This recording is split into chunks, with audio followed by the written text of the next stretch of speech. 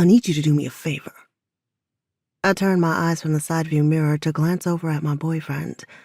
The police sirens cast an eerie prism of red and blue rays across the troubled expression, marring Isaac's face, a mirrored representation of my apprehension. I was even more concerned when I felt the subtle tremble of his fingers as he reached across the console to touch my knee. The gesture was supposed to be comforting. He was failing miserably. For one weighted second, the only sounds I could be heard were the piercing wail of sirens and our heavy breathing, in sync, almost as if we were one.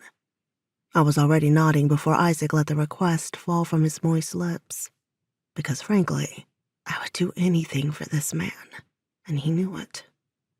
Isaac didn't speak as he used one hand to maneuver my black Toyota Corolla to the grassy embankment on the side of the road.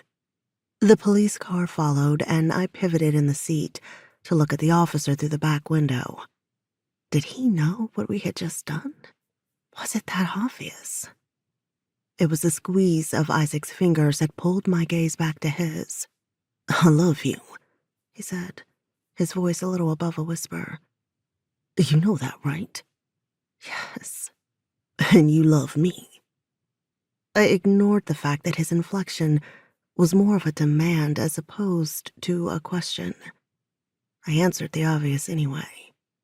Of course I do. Isaac nodded his satisfaction and shifted back to pull the Glock into view. It was nestled in the folds of a handkerchief, the pearl black glinting like a vicious snarl in the moonlight. I was already familiar with the gun. Hell, I had watched him use it only an hour before.